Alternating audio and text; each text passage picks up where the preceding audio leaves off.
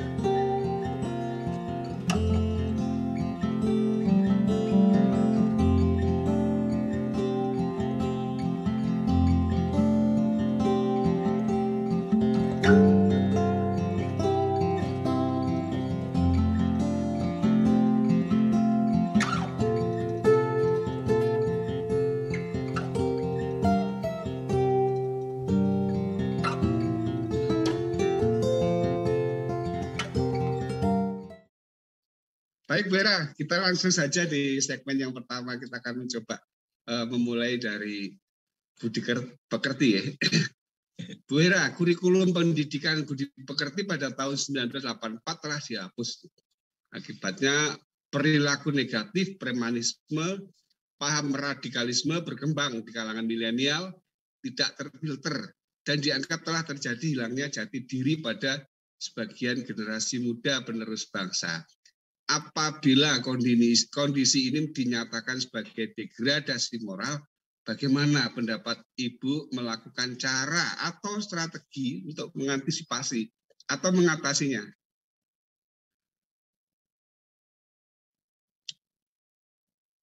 Baik, Mas Gatot, terima kasih. Ya, memang ini menjadi satu keprihatinan yang luar biasa, dan itu kenapa salah satunya saya mencoba bergabung dengan Yayasan Suluh Nusantara Bakti, Mas Gatot, sudah 10 tahun yang lalu.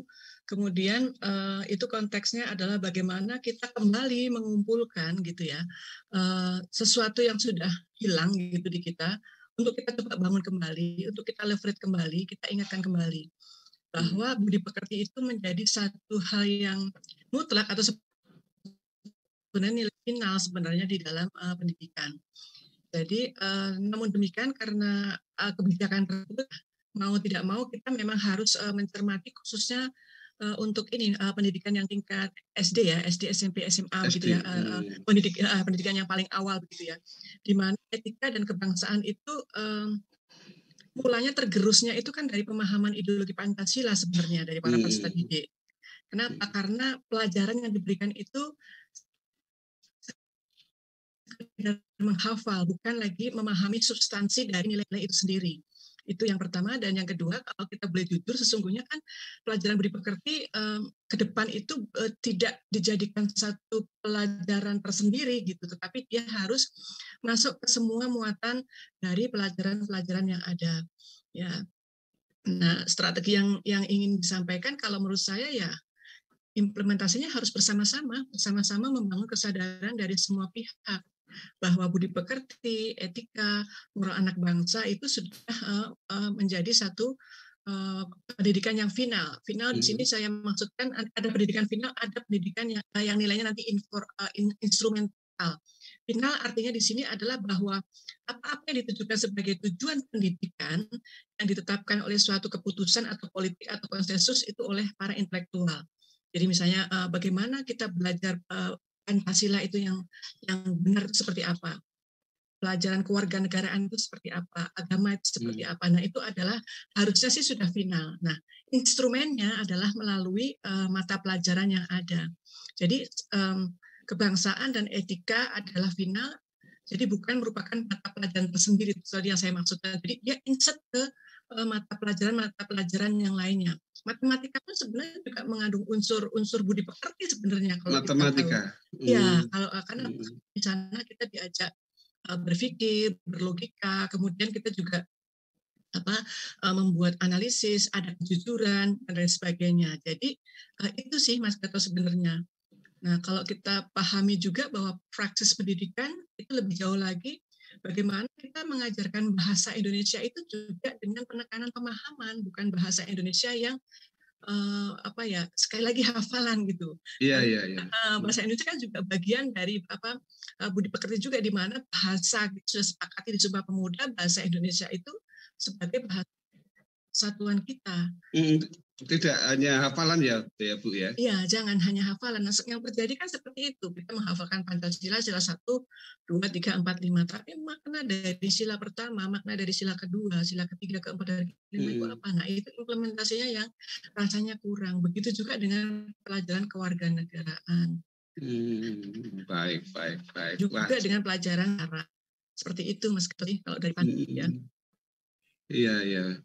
Oke, Bu Hera, ini mengenai kearifan lokal ini. Saya mengutip ini salah satu jurnal Anda. Ini saya bacakan boleh ya? Kebangkitan nasional yang dimulai dengan berdirinya Budi Utomo pada tanggal 20 Mei 1908, berlanjut pada Sumpah Pemuda 28 Oktober 1928, adalah sebuah kesadaran dari kaum muda terdidik yang bangkit dengan semangat persatuan, kesatuan dan nasionalisme, serta kesadaran untuk memperjuangkan kemerdekaan Republik Indonesia. Kemerdekaan tersebut saat ini diisi oleh generasi muda melalui peran sertanya dalam pembangunan. Kemudian ini yang saya garis bawahi, Bu. Mencintai negara, bangsa, dan daerahnya dengan melakukan pembangunan melalui nilai-nilai budaya lokal sebagai wujud dari kesadaran bela negara. Menarik sekali kalimat terakhir tersebut. Pertanyaan kami, Bu, bagaimana generasi muda milenial berkontribusi terhadap budaya dan kearifan lokal, Vera? Baik, Mas Gatot, terima kasih. Jadi tadi saya masih meneruskan, karena ini akan nyambung ke pertanyaan kedua ya. Iya. Jadi tadi bahwa pendidikan itu menjadi begitu penting, dan pendidikan itu juga sebenarnya bisa dilakukan secara kontekstual. Kenapa seperti itu? Karena Indonesia ini Indonesia ini kan terdiri dari pulau-pulau, ya, Banyak pulau ya. pulau-pulau, pulau, banyak daerah gitu ya, desa dan lain sebagainya, dan masing-masing desa, masing-masing daerah itu dia punya kearifan lokalnya sendiri. Nah, kalau itu ya itu kemudian disadarkan oleh para pemuda, ya kalau dulu zaman Budi Utomo, pemuda-pemuda dari daerah itu berkumpul gitu ya, dengan ke daerahnya masing-masing, berkumpul satu untuk membuat Indonesia merdeka. Nah, sekarang juga saatnya seperti itu. Bagaimana pemuda-pemuda di daerah itu mengisi kemerdekaannya, bukan dia organisasi ke kota, tetapi dia membangun daerahnya. Nah, ini yang perlu disadari. Jadi ada satu mindset yang harus dibangun bersama gitu. Jadi bahwa menjadi petani di desa atau menjadi pedagang di desa atau di daerah itu bukan sesuatu yang tidak bagus gitu, karena kan pernah ada mohon maaf ya, pada era tertentu di tempat kita kan seperti itu ya, pemuda itu diciptakan menjadi pemuda yang konsumtif sehingga dia sampai sekarang terbawa seperti itu. Kalau dia tidak ke kota rasanya kan tidak keren dan lain sebagainya gitu, padahal kearifan lokal itu sesuatu yang luar biasa. Jadi saya melakukan penelitian tahun 2015 ya di suatu desa, kebetulan itu di desa saya di Bantul sana. Bagaimana para pemuda itu dia dengan kreatif, dia dengan inovatif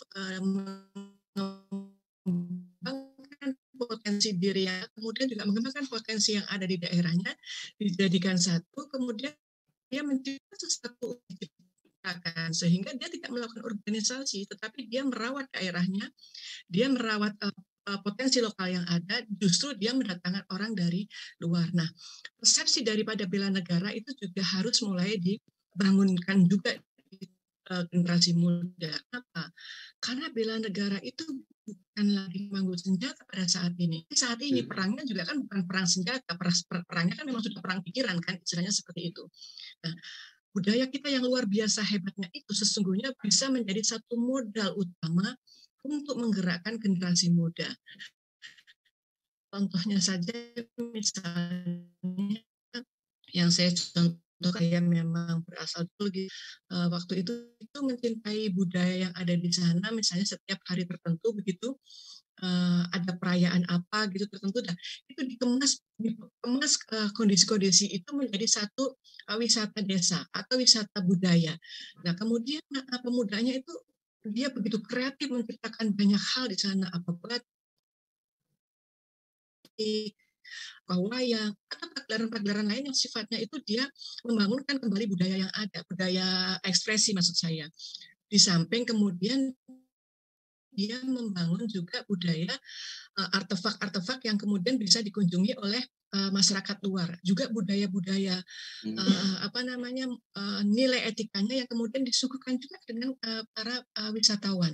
Nah, ini kan sebenarnya kaya sekali, dan itulah kenapa saya kemudian tertarik meneliti itu. Kenapa? Karena memang hanya dengan budaya lokal yang kemudian dikreativitaskan oleh generasi muda, diinovasikan oleh generasi muda, itu menjadi satu yang luar biasa di dalam pembangunan. Jadi nanti kaitannya, ini sebenarnya kaitannya dengan bonus demografi ya.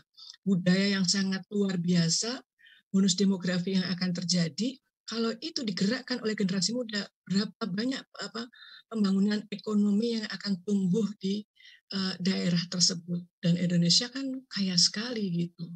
Itu sih Mas Gatot. Iya. Jadi intinya bahwa bela negara itu bukan lagi memanggul senjata, tetapi bagaimana para generasi muda itu mampu mengisi pembangunan itu dengan kemampuan potensi dirinya dan kemampuan daerahnya yang bisa dibangun melalui kearifan lokal dan budaya yang dimiliki. Karena setiap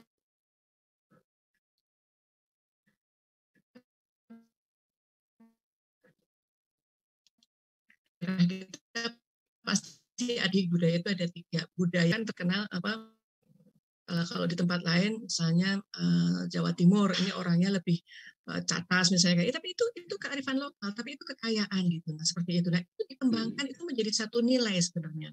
Di sisi lain kita juga punya budaya ekspresi.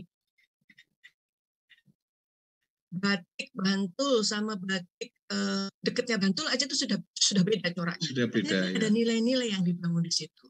Iya betul. Kemudian artefak-artefaknya kan beda juga. Nah itu kan maksudnya itu bisa dikembangkan dan itu bisa dibangun menjadi satu nilai. Nah itu yang harusnya kita leverage, kita panti kepada generasi muda bahwa kamu itu dilahirkan di daerah kamu itu seperti mau mengemasnya, mau kemudian membangunnya. Itu kenapa kemudian saya menulis salah satu jurnal yang packaging itu, kebetulan saya dapat tugasnya di Palembang, jadi mengemas produk yang ada di sana tuh apa? Oh ternyata di sana banyak hutan. Di dalam hutan itu ada tanaman-tanaman seperti itu bisa dikemas menjadi satu tempat wisata. Kemudian juga bisa membuat produksi dari hasil hutannya itu sendiri. Seperti itu, Mas Gatot. Iya, ya. Ini kaitannya dengan pendidikan karakter, Bu Hera. Pendidikan budi pekerti plus yang melibatkan aspek pengetahuan atau kognitif ya, perasaan atau feeling dan tindakan atau action. Pendidikan karakter berpijak dari karakter dasar manusia ya, yang bersumber dari nilai moral universal bersifat absolut, yang bersumber dari agama yang disebut sebagai the golden rule. Betul ya Bu ya? Iya, iya. Nah, menurut Anda apa saja yang harus dilakukan dalam membentuk karakter dasar yang kuat dan bagaimana pendidikan karakter di Indonesia saat ini? Dari tadi sudah disebutkan ini dari tingkat sekolah dasar hingga perguruan tinggi. Iya, Mas Gatot. Beberapa waktu yang lalu kami di Yayasan Suluh itu bahkan sudah kami sampaikan kepada Komisi 10 Mas Gatot tahun 2020 bulan tanggal 6 Juni kalau saya nggak salah Juni ya tanggal 6 Juni kami diundang rapat RDPU dengan Komisi 10 mengenai hal ini dan kami menggali dari nilai-nilai keindonesiaan, kemudian kami melakukan diskusi lagi tentang ketahanan nasional dengan paradigma Pancasila. Ada satu yang kami sampaikan di sana bahwa pendidikan itu khususnya di tingkat sekolah dasar sampai dengan SMA itu mengacu pada kita sebutnya trimatra pendidikan. Jadi di sana ada etika, ada logika dan ada kebangsaan. Ya. Nah, etika ya kalau di logika berarti kan itu yang dipacu adalah analytical thinking-nya. Jadi kritis, solutif dan komunikatornya itu seperti apa. Kemudian juga dari cara berpikir siswa itu terstruktur dan runut atau computational thinking. Nah, kalau dari sisi logika. Nah, kalau dari sisi etika itu ya memang dipengaruhi oleh agama. Begitu juga dengan kebangsaan atau nasionalisme. Agama pengaruh etika khususnya di dalam hal apa? Di dalam pembentukan akhlak. Kemudian agama mempengaruhi nasionalisme. Nah, kita sudah tahu semua bahwa di dalam pembukaan Undang-Undang Dasar 45 paragraf kedua kan atas berkat rahmat Allah kita merdeka kan seperti itu. Jadi ya agama memang mempengaruhi dari etika dan nasionalisme. Sebenarnya seperti itu Mas Gatot. Nah, ini yang menjadi PR kita bersama, Mas, ya kaitannya dengan pendidikan tadi, pendidikan dan budaya yang tadi kita bahas itu adalah bagaimana kita menjadikan kembali Pancasila itu satu-satunya ideologi yang berlaku secara syah di Indonesia, sehingga menjadi sumber dari segala sumber hukum yang ada dan juga sumber dari segala sumber nilai. Itu adalah satu PR besar kita. Dan yang berikutnya adalah bagaimana Pancasila itu segera gitu ya ditetapkan sebagai balance check kebijakan hukum dan pendidikan. Karena kalau kita lihat ini nanti mungkin Mas Gatot nanti bisa lebih melihat lagi apakah sudah kebijakan-kebijakan publik kita atau bahasa-bahasa hukum kita itu sudah sesuai dengan Pancasila. Ini nanti kita lihat lagi gitu. Soalnya kalau tidak kan ini nanti persoalan kita yang tadi sudah degradasi moral, ini kalau di kebijakannya sendiri juga tidak mengacu ke sana kan akan jadi seperti itu. Nah, untuk bidang pendidikan, Pancasila harusnya ditetapkan sebagai nilai inti atau core value. Ini penting.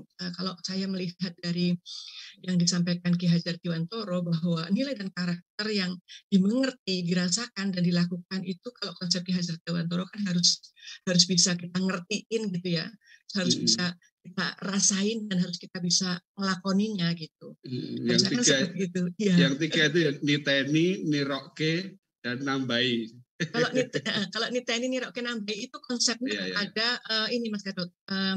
Konsepnya kepada produktivitas kalau itu. Kalau yang ini lebih kepada kita mengerti apa yang kita pelajari. Kita bisa merasakan apa yang kita pelajari dan kita bisa melakukan apa yang kita pelajari. Sehingga tadi pelajarannya itu tidak hafalan, tapi bagaimana kita benar-benar memahami bahasa Indonesia. Kita paham betul apa itu bahasa Indonesia. Kita paham betul apa itu sila pertama.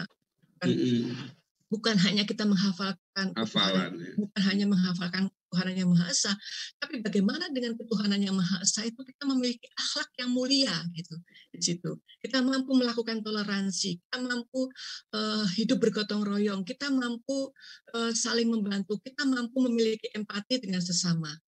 Seperti itu Mas Gatot. Dan Pancasila yang menjadi membentuk identitas bangsa dapat menjamin eksistensi bangsa ini sekaligus sebagai regenerasi bangsa sendiri, dan ini harus menjadi dasar dalam menjalankan pendidikan nasional. Nah, ini adalah PR besar kita sih sebenarnya Mas Gatot. Dan kalau saya boleh menambahkan, itu Mas Gatot yang harus kita waspadai juga. Kan sering ya Mas Gatot ya, kita menjumpai buku-buku pelajaran ternyata akhirnya harus ditarik lagi itu. Nah, itu mestinya ada pengawasan dari pokok kurikulum misalnya kayak agama, kebangsaan, etika dan logika kebangsaan.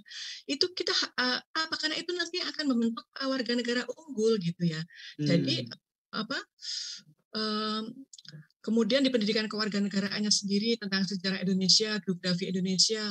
Nah, itu harus mampu mentransformasikan yang pendidikan agama tadi dari kesalehan ritual menjadi kesalehan sosial dalam hidup berbangsa dan bernegara. Jadi yang sekarang kan orang lebih melihat itu lebih kepada atributnya ya, tapi atributnya terhadap diri sendiri gitu, tapi bukan bagaimana dia menjadi saleh secara sosial gitu. Ya tadi itu yang kita punya saling menghormati, saling punya toleransi, saling solidaritas, itu yang harusnya dibangun seperti itu. Dan kita juga harus mengawasi buku-buku pelajaran yang ada di Indonesia, memastikan bahwa buku itu benar gitu, tidak mengandung konten-konten yang kemudian harus ditarik karena terus salah, kayak seperti kemarin kan kita rame itu ya, yang Muhammadiyah kan ada ininya nggak ditulis gitu ya, seperti itu. Sementara ini kan seperti jangan sampai hal itu terjadi seperti itu, dan menghadirkan local wisdom atau kearifan lokal di dalam pendidikan untuk generasi muda milenial sebagai peserta didik harus diakomodir karena kurikulum ini untuk mereka sebagai masa depan bangsa. Jadi kearifan lokal juga harus dimasukkan di dalam kurikulum pendidikan itu. Supaya apa? Supaya mereka tidak lupa dengan daerahnya. Supaya mereka tidak lupa Indonesia itu terdiri dari apa saja sih provinsi-provinsinya. Jangan sampai nanti kita nggak tahu gitu. Kita nggak tahu kalau kita punya Kalimantan, kita nggak tahu kalau kita punya Sumatera, kan ngeri sekali kalau seperti itu, Mas Gatot. Ya itu tadi, jadi nyambung ya tadi kearifan lokal itu dengan kemudian akan membentuk karakter generasi ya. Ya betul, karena memang ini Mas, kalau kita ingat ya, kita ini kan kalau kita melihat sejarah Nusantara kita kan berawal dari Majapahit ya, saya yang paling ingat Majapahit ya.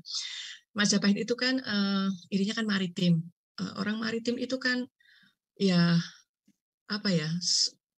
semangatnya kuat, ya itulah seperti itu Mas Gatot. Tangguh ya. Ya tangguh, ulet, dan dia five lah seperti itu. Iya. Ini Bu Hera, ini mengenai pengembangan dan penguasaan teknologi ya, masuk ke kita semakin ini. Saya mengutip ini dari rilisan salah satu media online nih, dari ucapan Bapak Poncjo Sutowo ini. Bangsa kita masih cenderung sebagai pengguna atau konsumen teknologi ketimbang sebagai penemu pengembang atau produsen teknologi. Ini kata Ketua Aliansi Kebangsaan Ponco Sutowo. Tanggapan Anda apa, Bu Hera? Iya, memang demikian adanya Bapak Mas Gatot. Jadi kemarin juga kan kami habis ada kegiatan FGD tentang ranah material teknologi ya. Salah satu pembahasnya kan Ketua Aliansi. Kan Pak Ilham Habibie kan juga menyampaikan bahwa ironisnya bahwa sampai saat ini teknologi itu baru pada taraf mengkonsumsi, belum mengembangkan dan bahkan juga belum menggunakan secara produktif. Sementara teknologi itu ya sekarang mau nggak mau memang harus kita gunakan, kita harus menggunakan. Kalau tidak, bangsa yang tidak paham dengan teknologi atau bangsa yang hanya mengkonsumsi teknologi tanpa dia mampu mengembangkan atau tanpa mampu dia membuat teknologi itu produktif untuk kehidupan kita, ya kita akan tergilas. Karena mau tidak mau di masyarakat 5.0 saat ini teknologi itu sudah menjadi satu alat kebutuhan kita manusia untuk kita lebih efektif, kita lebih produktif, dan kita lebih survive seperti itu. Nah, harapannya juga pada para generasi muda saat ini ya kita harus mendorong gitu ya, mendorong supaya mereka tidak hanya sekedar menggunakan atau mengkonsumsi, tetapi juga mereka tahu bahwa itu adalah alat yang mampu untuk membuat dia itu lebih makmur seperti itu, lebih sejahtera sebenarnya seperti itu. Dan harus bisa menciptakan sendiri ya, jangan apa istilahnya hanya memakai aja. Sebenarnya Mas Gatot, kalau untuk menciptakan sendiri, kalau saya lihat masyarakat Indonesia itu orangnya sangat kreatif, orangnya sangat betul inovatif dan ngupik lah, dia mau membuat sesuatu itu ngupik lah istilahnya gitu. Tapi persoalannya terkadang kita sendiri yang kurang menghargai, kita sendiri yang orang Indonesia sendiri yang kurang menghargai hasil dari apa yang sudah dibuat oleh anak bangsa ini. Persoalannya di situ, mungkin di dalam kebijakannya juga belum ada. Jadi di satu sisi kita didorong harus menggunakan teknologi. Kalau tidak menggunakan teknologi, kita tergilas oleh zaman. Tapi di satu sisi ketika anak bangsa ini membuat, harganya itu kurang gitu. Kalau saya banyak membaca itu seperti itu. Jadi kalau saya melihat saya kadang-kadang terkaget-kaget ya, ada mahasiswa yang dia mampu membuat aplikasi misalnya, atau dia mampu membuat sebuah alat gitu. Tetapi ya itu tadi, ketika dia harus di produk massal itu tidak ada pembimbingan atau pendampingan lebih lanjut. Kemudian ketika dia membutuhkan dana atau biaya, tidak ada lagi sekali lagi pendampingan lebih lanjut. Nah itu soalnya di situ, karena ternyata memang saya nggak tahu ya kenapa lebih senang belanja daripada kita membesarkan produksi anak bangsa sendiri ya. Padahal di tahun berapa ya? Saya itu waktu itu masih kecil, waktu itu di TV itu ada film Aku Cinta Indonesia.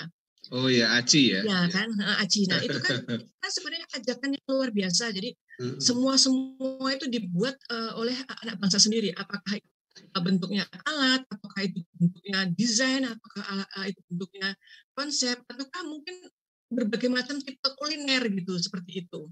Jadi peran aktif ini ya, peran aktif pemerintah ya, atau gimana? Ya. Kita lihat kalau nggak salah di Cina itu kalau misalkan ada warga yang kreatif, produktif, dia menemukan sesuatu langsung ditangkap sama pemerintah, terus dibiayai gitu Bu ya? Apa seperti itu pemahamannya? Pemahamannya seperti itu. Saya kan baca ya, mohon maaf saya sebutkan saja. Misalnya contoh film Upin Ipin. Film Upin Ipin kan dibuat oleh orang Indonesia, tapi di Indonesia nggak laku. Kemudian ini sama Malaysia. Di Malaysia malah laku, sekarang malah mendunia. Itu ironis sekali, dan rasanya itu masih banyak sekali. Itu contoh yang terlihat. Contoh yang tidak terlihat saya yakin banyak sekali. Jadi karena pada dasarnya kalau saya melihat orang Indonesia itu kreatif sangat kreatif. Apa yang tidak bisa dicontoh oleh orang Indonesia? Dan kalau nyontoh biasanya jadinya bagus. Cuma ironis sekali. Pendampingan kesananya itu kurang gitu. Penghargaannya kesananya itu kurang, dan pembimbingannya itu kurang gitu. Baik, mudah-mudahan ini didengar Bu. Oke, Dr. Susti Aryawati, begitu cantas ya menyampaikan pemikirannya. Baik Bu, kita coba lihat ini teman-teman di YouTube, banyak sekali ini di fitur live chat YouTube. Waduh, kalau disapa satu persatu kayaknya nggak mungkin ini. Saya akan coba lihat ya, ada beberapa yang wah ini ikut aktif, ini ada Ibu Galuh 888, wih semangat malam Om Gatot dan Ibu Seda Herawati. Menurut setuju Bu, saya saat ini pemerintah telah sangat concern dengan program bela negara masa kini seperti pembangunan desa wisata di Indonesia. Aduh panjang sekali. Oh dia ikut menanggapi Bu Hera. Ini bagus sekali. Sekali ya. Karena memang sebenarnya pembangunan itu, kalau saya setuju, pembangunan itu harusnya dimulai dari desa. Desa yang tidak pernah terkontaminasi oleh kesibukan orang-orang pusat. Dan desa itu kan kearifan lokalnya cukup luar biasa. Kalau itu diperhatikan dengan baik, pemuda-pemudanya mampu mengembangkan desanya, saya yakin ekonomi kita tidak akan ada persoalan gitu. Iya. Baik Bu, Bu Hera, acara ini kita akan lanjutkan di segmen yang berikut ya, untuk lebih kita ngobrol lebih dalam ya tentang. Baik Mas Gatot, baik ya. Kita akan menyaksikan acara tayangan yang akan lewat ini. Acara ini diselenggarakan oleh The President Center, lembaga independen pusat pemberdayaan kepemimpinan bangsa, dan didukung ini oleh teman-teman ada dari LMI, Lembaga Musik Indonesia, Askomik, Asosiasi Komunitas Musisi Indie Kreatif, KMN, Kamar Musik Nusantara, Perpromi, Perkumpulan Profesi Musik Indonesia, dan Jendela ID. Ya. Tetap ikuti protokol kesehatan 3M, mencuci tangan, menjaga jarak, dan memakai masker.